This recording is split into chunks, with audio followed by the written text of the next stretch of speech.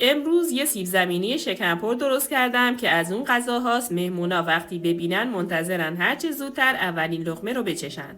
میخواید بدونید چه چیزی توش پنهونه؟ پس با من همراه باشید تا راز این طعم شگفت‌انگیز رو فاش کنم. داخل تابه مقداری روغن ریختم و یه دونه پیاز که نگینی ریز خورد کرده بودم بهش اضافه کردم و تفت دادم تا پیاز سبک و طلایی بشه. گوشت چرخ کرده هم ریختم روش و تفت دادم تا گوشت از هم باز بشه و رنگش تغییر کنه. برای مواد داخل سیب زمینی میتونید به دلخواه از سینه مرغ یا سبزیجات هم استفاده کنید. ولی ترجیحاً گوشت چرخ کرده استفاده کنید چون طعمش بی‌نظیره. بعد بهش چند حبه سیر خرد شده هم اضافه کردم و تفت دادم تا عطر سیر در بیاد. اگه مزه سیر تازه رو دوست ندارید میتونید از پودر سیر هم استفاده کنید. حالا وقت اضافه کردن ادویه هاست که شامل پودر کاری، فلفل سیاه و پاپریکاست. تفت دادم تا عطر ادویه ها آزاد بشه.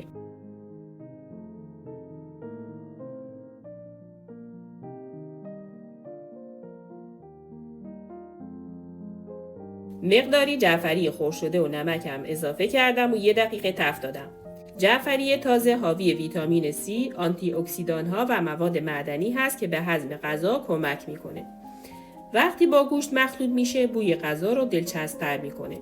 حالا وقتشه بریم سراغ آماده کردن سیب زمینی. داخل سیب زمینی ها رو با هر وسیله‌ای که در دسترس دارید خالی کنید. مراقب باشید ته سیب زمینی سالم بمونه به این شکلی که در تصویر میبینید. تکه های داخل سیب زمینی رو هم کنار بذارید چون قراره کار جذابی باهاش انجام بدید. داخل تاب روغن ریختم و بهش مقداری زردچوبه اضافه کردم که هم مزه سیب زمینی رو دلچسب‌تر میکنه هم رنگش زیباتر میشه.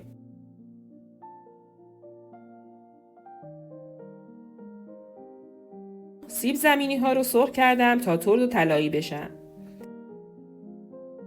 اگه روش خاصی برای سیب زمینی شکمپر داری خوشحال میشم تجربتون رو بهم بگید.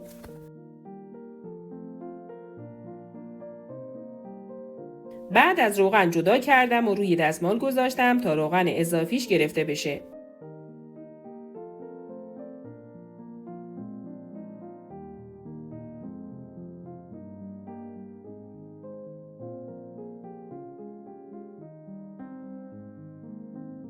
حالا داخل سیب زمینی ها رو با گوشت چرخ کرده پر کردم و کنار گذاشتم.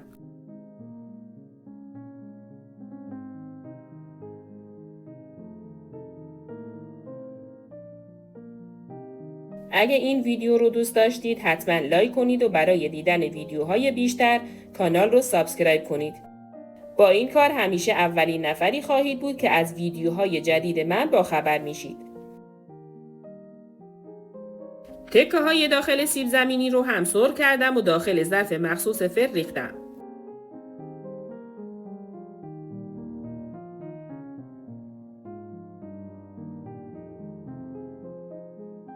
حالا سیب زمینی های پر شده از گوشت رو چیدم روش.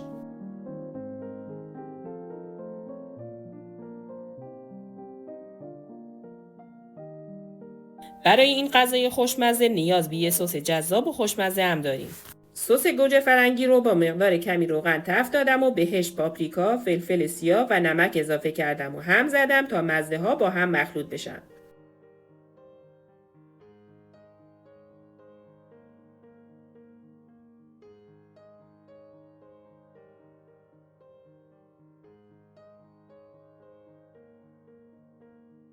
بعد بهش آب جوش اضافه کردم و هم زدم تا سس رقیق و یک دستی داشته باشم.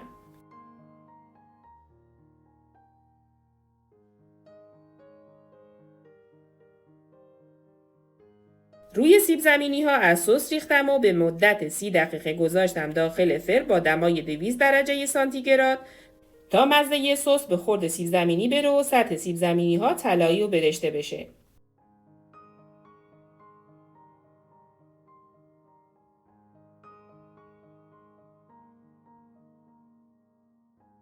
واقعا هرچه از عطر و طعم این غذا بگم کم گفتم.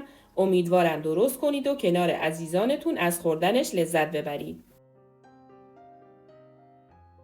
مرسی که همراه هم بودین. تا ویدیوی بعدی دلتون شاد و غذاتون خوش‌طعم.